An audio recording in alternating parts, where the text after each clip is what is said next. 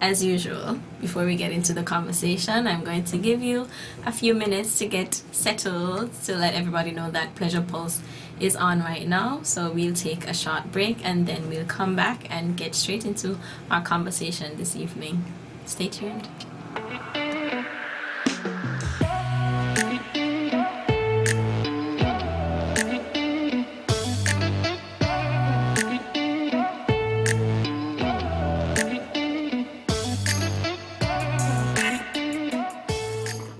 To Pleasure Pulse, you're tuned in to your host Roma Richardson on ZIZ, and tonight we're going to be talking about an interesting topic, at least for me, and tonight I'm not joined by anybody, so you might hear some silence in the studio. It's just me and you all here tonight, and we're going to be talking about the connection between mental and sexual health.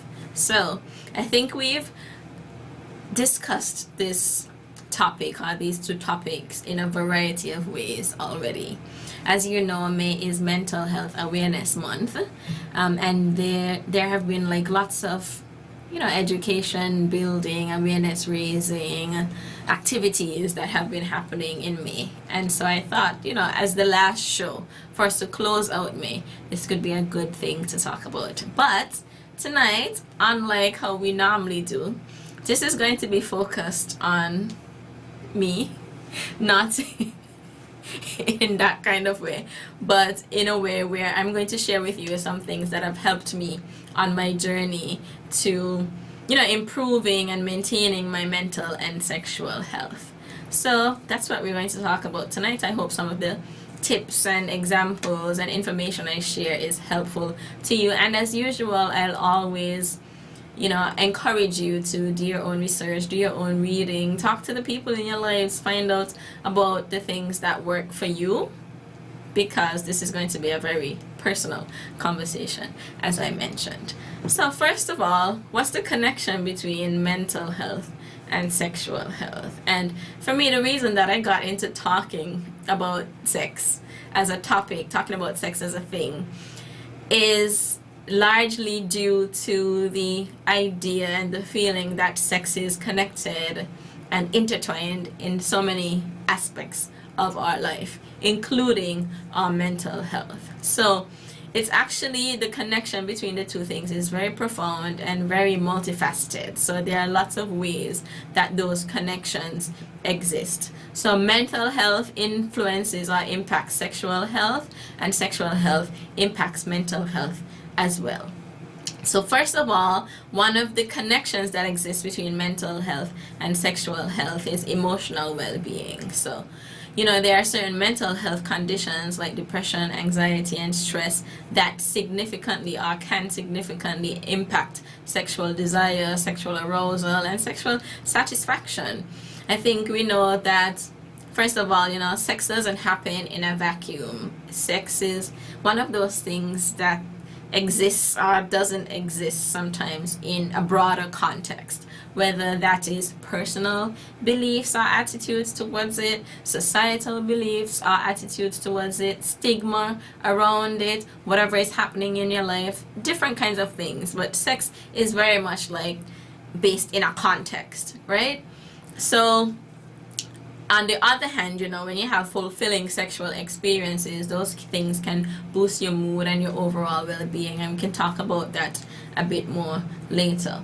Another connection has to do with self-esteem and body image, and previous guests have mentioned like the connection between self-esteem especially, but good mental health or positive mental health contributes to healthy self-esteem and healthy body image, or healthy like self-perception, and those things go a really, really, really long way when it comes to sexual confidence and sexual enjoyment. So whether we're talking about how you feel in front of somebody, because sex is one of the most exposing types of activities, and also puts you in a very vulnerable state, because here's somebody seeing all of you in ways that lots of people don't get to see all of you. So it really does impact self-esteem and body image, which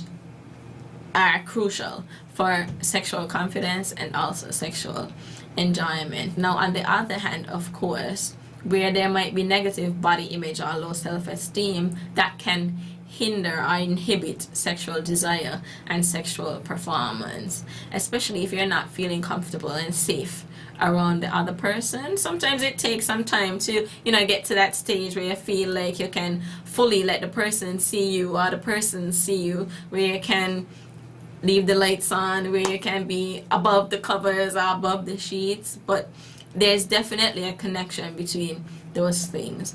There's relationship dynamics and how mental health impacts not just yourself, but impacts the dynamics and the realities of your intimate relationships. So we're talking about things like the impacts on communication, trust, emotional connection.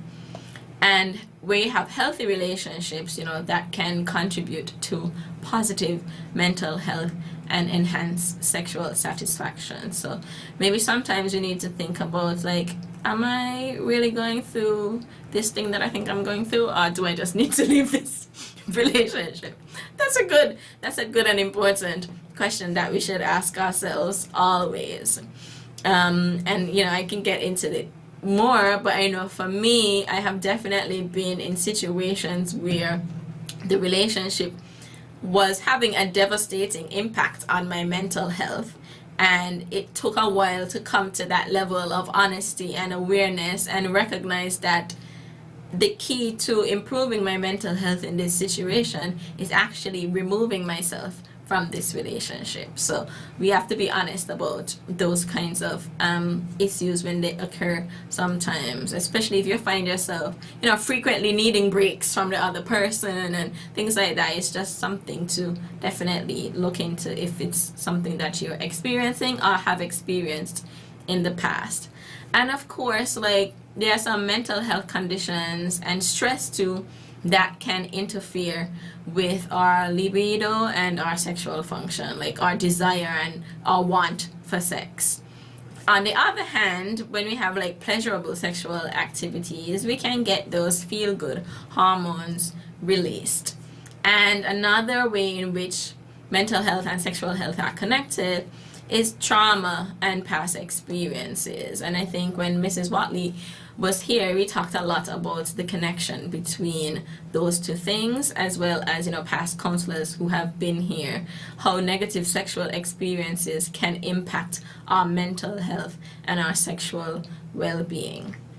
So for me now, because I said, this conversation will especially focus on like my sharing of tools and insights and information that I hope will be helpful, but that is based on my own experience and the things that I have done.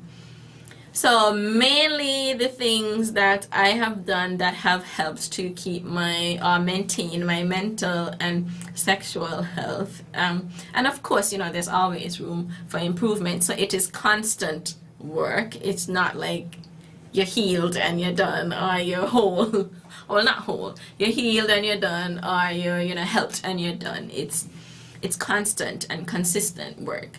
So some things that have really helped me: communication, and I'm going to go into each one based on different questions or different areas later.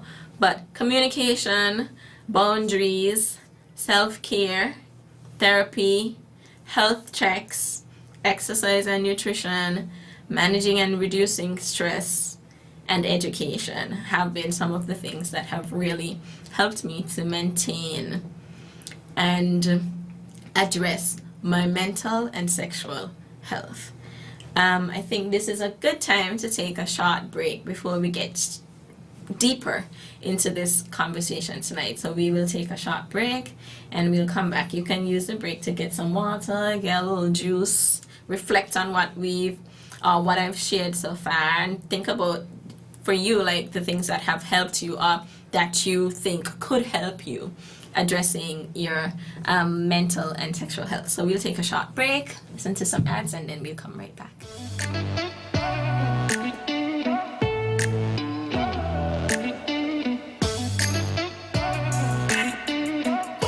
Attention all local businesses. Get the word out using ZIZ Radio and Television with our special Father's Day promotion. Whether you're a boutique, a restaurant, or a tech startup, showcase your brand and make this Father's Day unforgettable. Join us in honoring dads everywhere and promoting your business at the same time. Contact our marketing department at 465-2621 to learn more about our exclusive Father's Day advertising packages. Make this Father's Day one to remember with ZIZ Radio and Television, where families and businesses come together.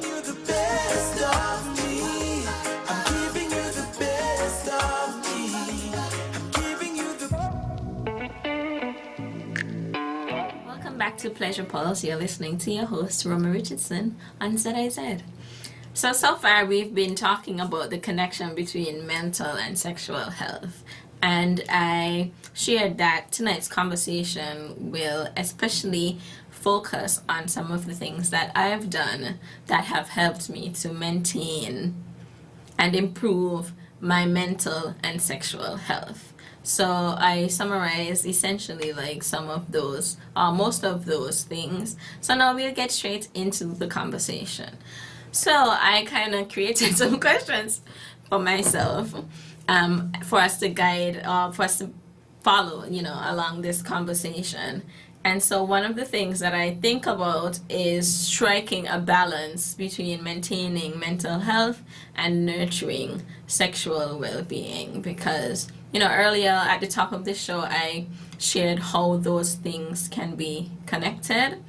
And at least for me, in my experiences, sometimes, even if it's not related, like specifically to your sexual health, but like your intimate relationships or your romantic connections, have definitely had an impact on the state and quality of my mental health. So, sometimes when you can see people looking happy and looking glowing and they're genuinely and actually doing well, if they're in relationships, sometimes it's because like most things are going okay enough. And at least for me, it's always, it's manifested where like if things not going well in the romantic connection, then it shows up not just in the mental health, but in other aspects of my life as well. So for me, striking a balance means prioritizing self-care.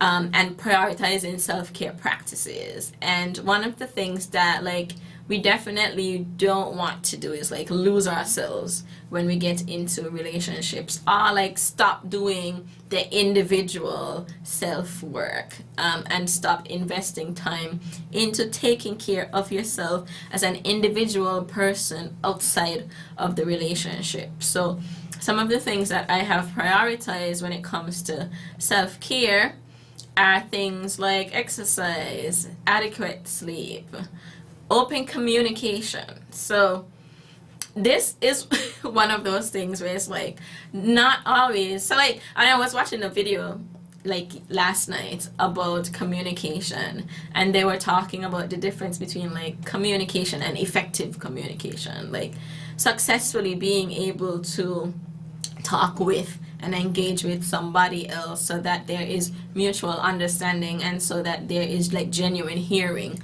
of what it is you're saying, right? So being in a space where you can talk freely about your needs, about your desires, about your boundaries and your limits, right, helps to foster and create a healthy sexual relationship while also promoting emotional well-being. So for me, it's like been critical that I'm able to like speak up for myself. And speaking up for yourself definitely, I mean, for some people it's easier than for others. I think it connects a lot to how people are raised and whether or not they're raised in homes where speaking up is encouraged or discouraged, or not necessarily discouraged but not necessarily encouraged either.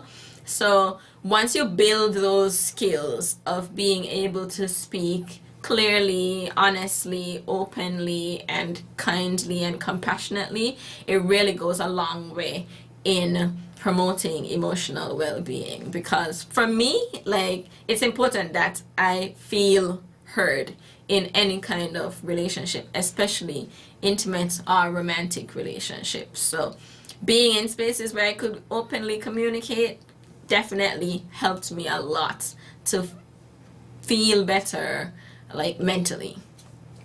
Now, another thing that helps with that striking a balance, and I perhaps have said this before, but like I'm in therapy, and one of the reasons, among the many reasons that I decided to go to therapy, is that I recognize that my partner is not my therapist. So while they are there to like hear you out, to be that supportive ear, to listen, to validate, to help you through life and things like that, there are some things like you don't want to be dumping on the person, and there are some things that you can process better or maybe more thoroughly with like an expert, somebody with an outside opinion, somebody with like a more informed and researched opinion too. So professional help has definitely helped to like ease the burden off my partner when it comes to talking about and thinking through different issues, especially if they are like deeply personal and relate to like past experiences and growing up and things like that. So those are like as an overview some of the things, and essentially like all of these things will come up in different ways in this conversation. So I'd really invite you to see like what from this conversation you can pull that can be useful for you, and think about as I talk what else comes to mind for you in terms of what can help you to improve and work on your mental and sexual health. Now, another thing that I mentioned impacts the health of your sexual and mental state is stress. And stress is like a huge issue, and it's something that definitely needs to be managed effectively if we're talking about both sexual and mental health, because stress can have serious effects on both of those areas or aspects of your life. So if we're talking again about certain mental health conditions like anxiety, depression, if we're even talking about like low self-esteem that affect sexual desire and performance, we're talking about the hormones that are released or triggered by stress, which definitely like decrease and interfere with those sexual desires. So for me, I've definitely had some of my own like life transitions, life happenings, and I'm sure everybody listening has as well. Like stress is one of those things that you really can't escape. You just have to learn how to cope with and manage it. And if you are able to, sometimes you're able to like remove some of those stresses from your life, and things like having money, having a safe place to live, having job security, having familial and emotional or platonic support around you, like a lot of those things go a long way when it comes to dealing with and reducing stressors. And I recognize that in this conversation, like not everybody has access to a lot of those opportunities. So I think it's definitely important to think about like what is possible for you within like your own space and your own options. And I really pray and hope that there are options that can help you address stress, because I know stress is a big thing. So it was yesterday too, that I saw this tweet, and I read a lot of tweets about like work and existence and how those two things sometimes clash. But the tweet was, I don't know who needs to hear this, but poverty wage workers cannot budget their way to economic stability. Offering financial literacy workshops when what they need is a living wage is insulting and immoral. And I think about this when it comes to managing stress and the effect of that stress on intimate relationships, sexual health, and mental health. Because I remember when like I was unemployed, and everybody who is listening and knows me also remembers when I was unemployed. And it was a time when the relationship that I was in like really suffered, because when you're in certain states, you know, unemployment, poverty, states of like high stress, you have a job that is really taking a toll, a negative toll on your mental health. The people around you, the things around you that maybe like were once a source of joy and could help and were like an escape and a way out and an alternative from all of those things that you might have experienced, they kind of like fade in their ability to actually help you to actually support you in responding to those things, right? So a lot of times, and that's why I mentioned, like, if you're able to escape certain stresses or avoid or reduce by like physically removing yourself out of certain situations, like that goes a long way for like basically, you know, luck, because a lot of folks like don't have these options and don't have the ability to just change jobs, or to just move out of the house that they're living in, or to just change countries, or things like that. So I recognize for sure that like when we're talking about stress and emotional and mental health conditions and how they affect other aspects of our lives, like it's important to remember like the structural and systemic issues that also play a role in creating certain conditions and environments. So along with unemployment, there are like life transitions. So like maybe you're moving from being not a mother, you're a new mother. So that is a major life transition, and that can affect how you feel, how you see yourself. It affects how your body looks, how your body feels. Maybe it is having an effect on how you feel about your partner, especially if, you know, conversations arise about childcare and things like that. So I remember when I was doing my research for my master's, which was about women's sexual agency, as in their ability to control their sexual decisions, when I asked just about like some of the things that prevent affect their ability to like have sex when they want to have sex, people talked about parenting and life and just the responsibilities that they have now. They also talked about the fact that even though you might be like actively having sex with your partner, your mind is somewhere, like you're thinking about all of the things that you have to do, all of the homework, the cleaning, the cooking that you have to do for your children. So there's also like a lot of emotional labor, like invisible work that can affect people's sexual well-being and their mental health. And of course there's work, as I mentioned, you know, especially for folks who have demanding lifestyles, like that can significantly affect their ability to have like totally fulfilling and healthy sexual and mental health states. So as I mentioned, it's important to like manage distress effectively, which, you know, put in the context of all of the structural issues that lead to or can contribute to stress, doesn't necessarily seem easy. So I encourage you to, you know, think about what of these things can help, can be applied in your situation, or to think about other things that are accessible to you that you can do to reduce your stress. And I hope if you need a change of job that you get one.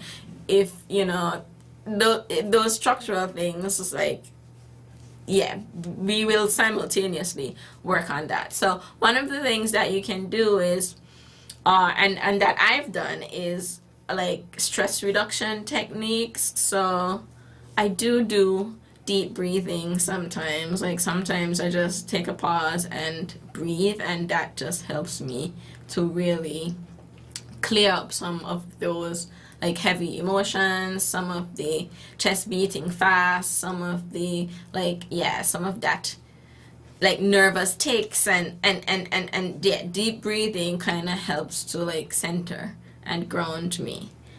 Physical activity, yeah, a lot of these things, especially if they're free, I would encourage you to find a free alternative or a free equivalent of these things. But like physical activity has definitely helped me to the point where I can tell in my body if I've not moved for a while and if I need to move again because of like what's going on in my head, the clarity or the lack of clarity, the interactions with other folks and so on. And then of course like trying to eat well and trying to sleep enough. I also do things that make me feel joy and help to relax me. So whether that's like watching Netflix, doing nothing, or napping, or reading a book, those things have also helped me to address my stress. And talking to partners too about some of the things that you're going through can help you as well, because it's therapeutic to get things off your chest. It's also, I think, really helpful for intimacy to feel connected to a person, to feel like they are empathetic or empathize with what you're going through, to feel like somebody is there for you. And of course, if you can, seeking professional help can help a lot. Now, for me, communication, I think I mentioned, was a big part in maintaining my mental health and helping with my relationships, because I'm hosting this show about pleasure.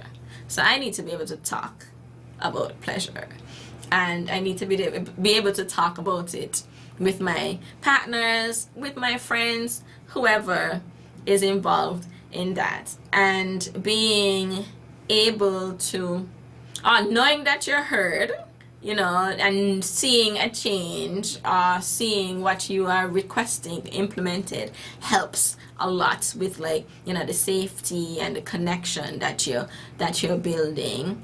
But it also helps to ward against negative mental health or mental ill health. It helps to address some of that stress, because if you're able to talk clearly and openly with your partner, it's almost like one less thing to be concerned and worrying about. So that has helped me a lot. And especially when it comes to desires, boundaries, things that I prefer to do, like deep likes and dislikes, having that open and honest line is really important for creating a safe and a trust-filled environment where people can feel heard and understood, but also where they can get their needs met. So it's like I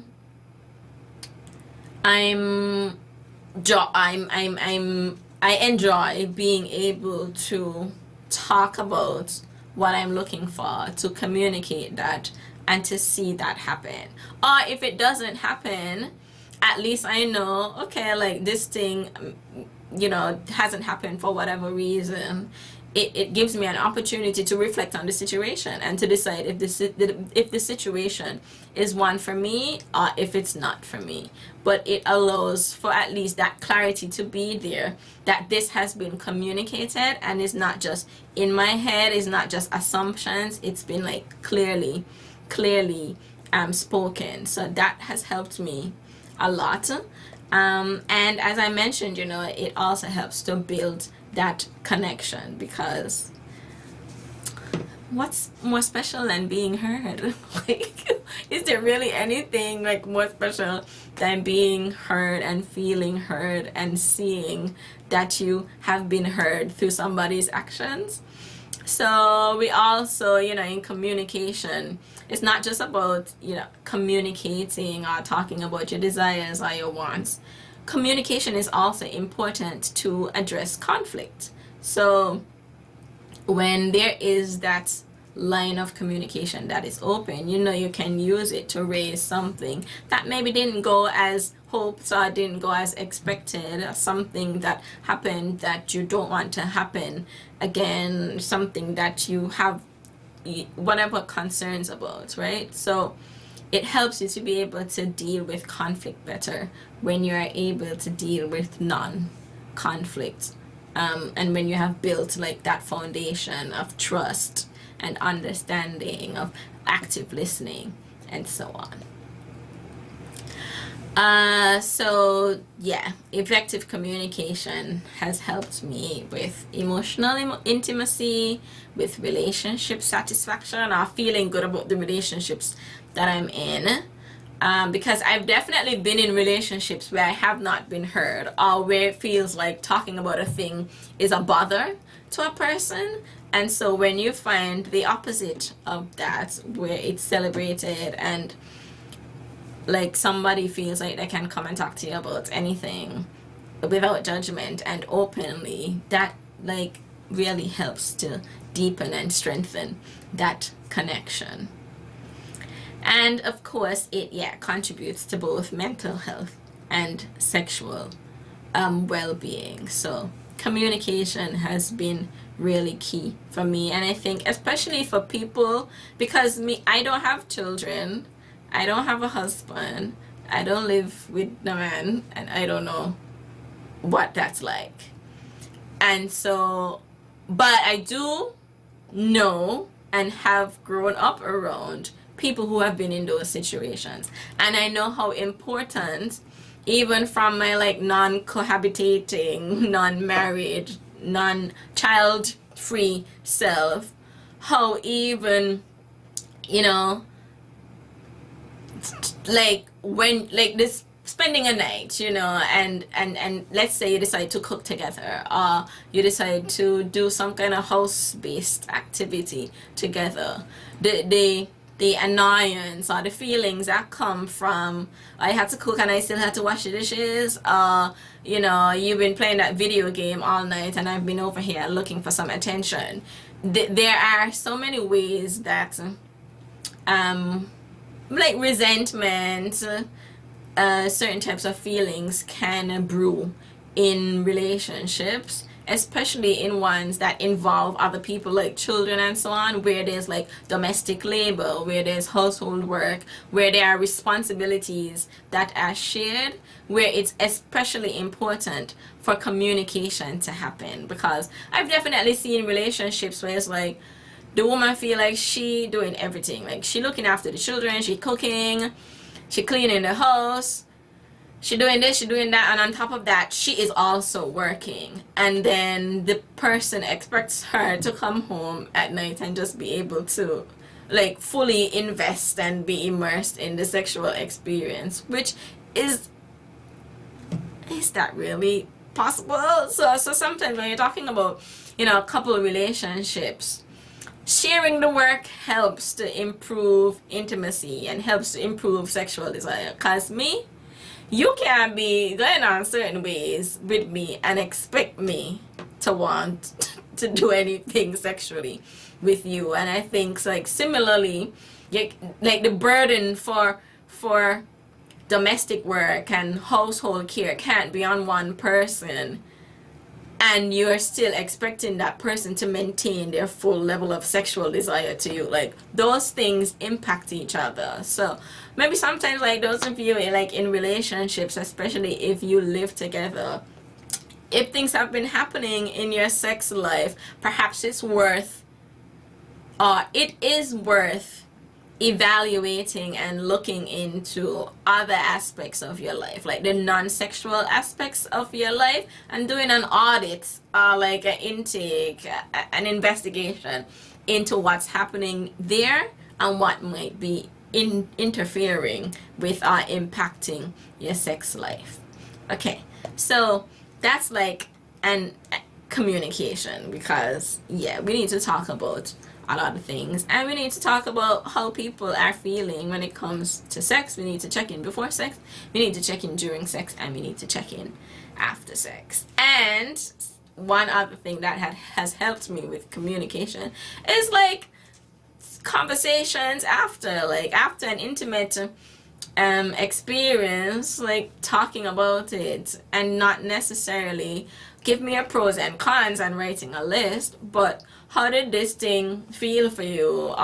Do you like it when we cuddle? Do you prefer not to cuddle? Do you want me to just get up and leave? You know, like having those conversations has really helped me, because it has helped me to adjust and create reasonable expectations, and it has also allowed me to feel freer to be open and vulnerable with someone. So I want to share now some like tips for enhancing intimacy, enhancing connections, especially in romantic relationships, while prioritizing your mental well-being. Because like I mentioned this earlier, for me it's important that you do not lose yourself, and I have definitely lost myself in relationships before, where it's like, you know, you compromise on way more than you would have ever compromised on.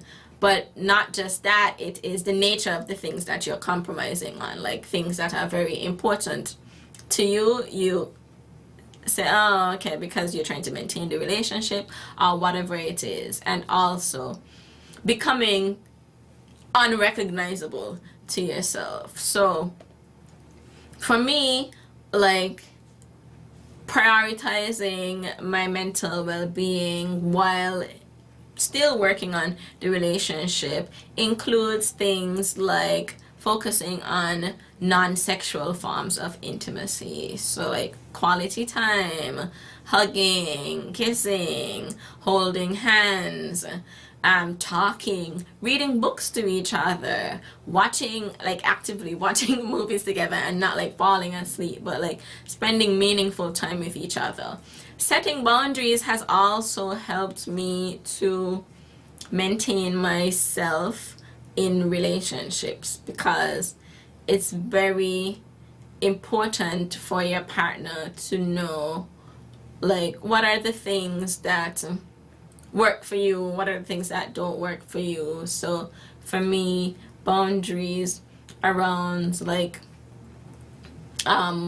feelings about other types of relationships, boundaries around quality time and what I want quality time and conversations to look like, boundaries around like what I am interested in and not so interested in when it comes to sexual activity. So setting boundaries, and setting boundaries for you can mean like condom use, no condom use, like how often you test, like different things like that. And I think it's important for like each person to recognize that setting boundaries is not a bad thing, as in it's not intended to punish anyone, but it's intended really to protect, preserve your own self and your own well-being, and also to ensure that the relationship functions in a healthy way where both people are able to be respected. Yeah, as I mentioned, like open communication has definitely helped me, cause one of the things that I'm good at, I don't know if this is the Taurus in me, is carrying things and carrying feelings, and so something I've worked like on and had to do is like reducing that hurt and resentment that is created or that is carried. So something bothers you, and may mean like everything that bothers you, you need to absolutely have to say something about it so that it becomes nitpicky. But it doesn't mean that you should not talk about the things that are bothering you because you fear that it appears nitpicky. So you should be in a situation where like speaking up is celebrated, and even if the person feels like it's nitpicking or whatever, that the person feels like they're able to say, I feel like I can't catch a break with you, or whatever language it is that you all choose, so that whatever like meeting in the middle needs to happen can take place. And I mentioned this before too, like this isn't really a practical tip, it's more of like a general advice: not losing or sacrificing yourself and your own needs or desires. Now, in terms of like self-care practices that I have used that you can consider like incorporating into your daily routines, one that has really been helpful for me is movement. So you see me right now in my gym clothes because I'm going to the gym after, but things like walking, running, yoga, or stretching. And for yoga or stretching, I just go on YouTube and follow people's videos because I don't have any money to be, occasionally you could do a group class, but there are lots of resources online that you can access. I've also journaled. Journaling has really helped me to like get out the feelings that I'm feeling on the page, process them, especially if you need that like filter before you communicate to your partner or partners or whoever else. Journaling, writing your feelings down, can help you to get them on a page, to really understand and clarify the root feelings that you're experiencing.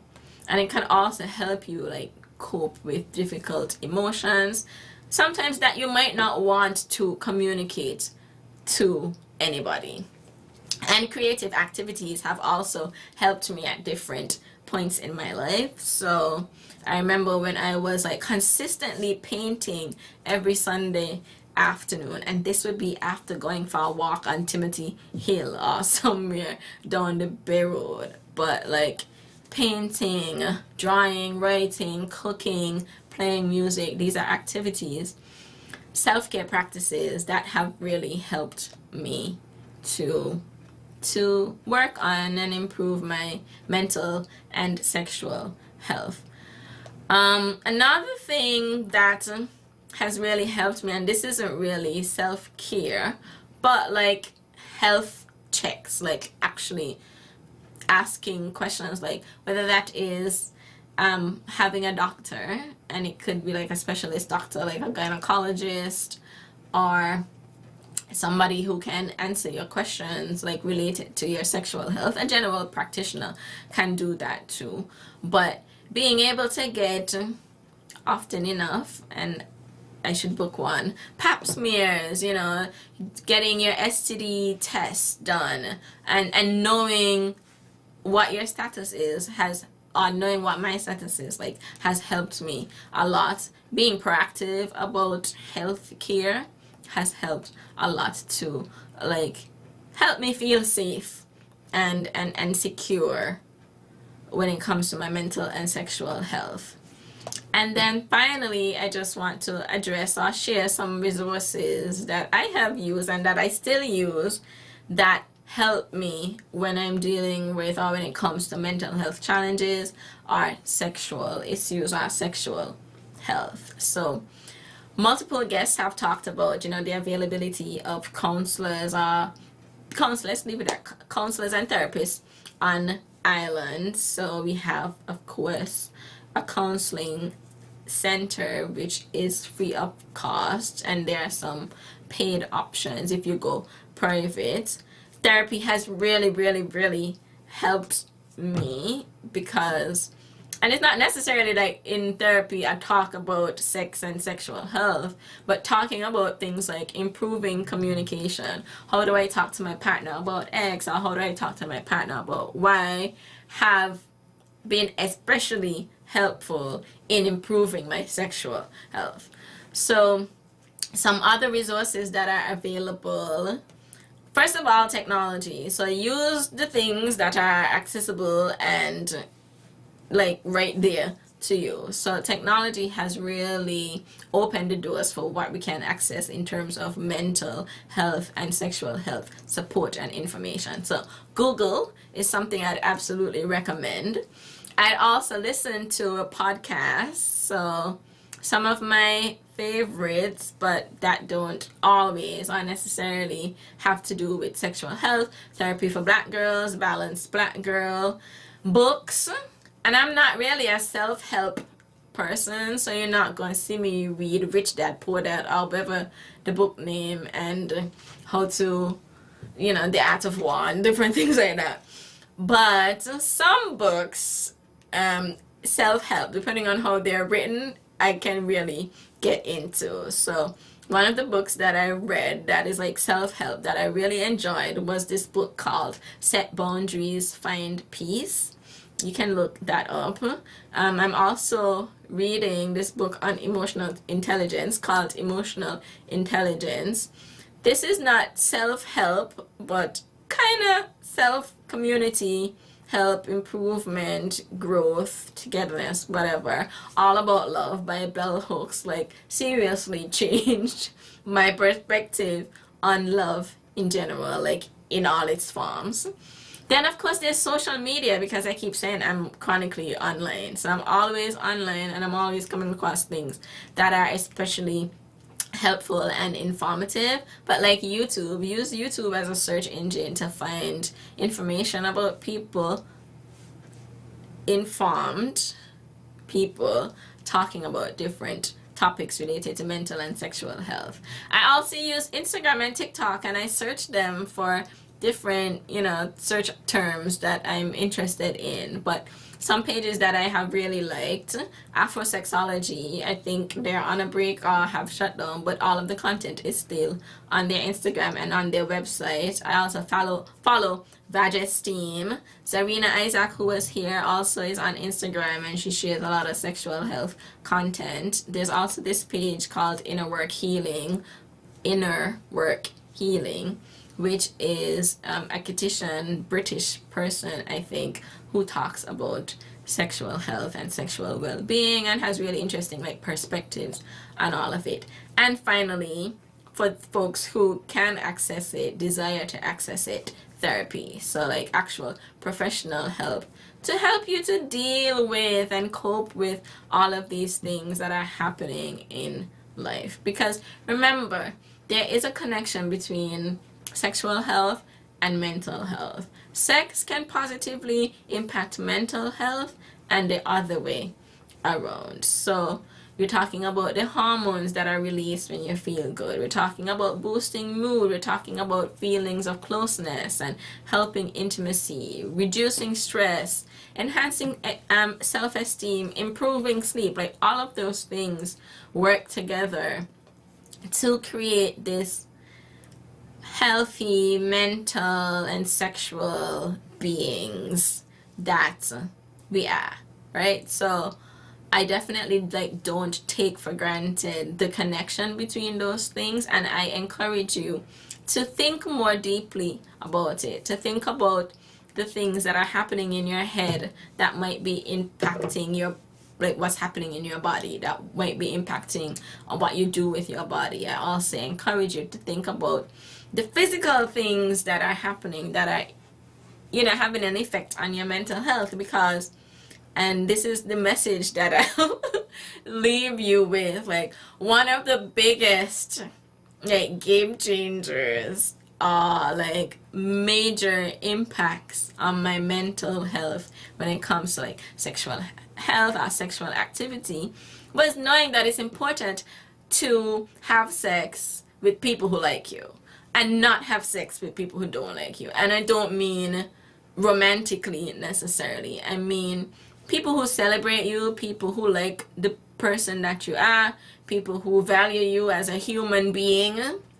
It's important for us to go in spaces where we can be treasured and valued like that, even if it's casual, right? So it really takes a toll on your mental health if it doesn't happen, if it's if it's engagement with people who really don't want to be around us or really don't like us. So my message to you, if you don't remember anything else from this show, it's to have sex with people who like you. Thank you so much for joining me this evening to talk about the connection between mental and sexual health and the things that have helped me to improve and maintain the quality that's decent enough that I have right now. I hope that you're able to look into the things that are causing you stress. I hope that you're able to open lines of communication or even talk about wanting to have open lines of communication and how you can build that communication and that support in. I hope that you're able to move this week, because moving for your mental health is so important. And yeah, who knows, you might have been not necessarily feeling in the mood for things, but a little movement, a little walk is just what you need to get that energy flowing. Because one thing I'm always going to suggest and recommend is pleasurable, enjoyable, of course consensual sexual activity. So I hope you all have a pleasurable evening. Let me know if you have any questions about the conversation that we had here tonight. You can feel free to stop me on the road and say these are the things that you do that you find have helped you a lot. You can ask me more questions about what I've shared. But yeah, generally I hope you all have a pleasurable evening and enjoy the rest of your night, and I will see you next week. Join us in honoring dads everywhere.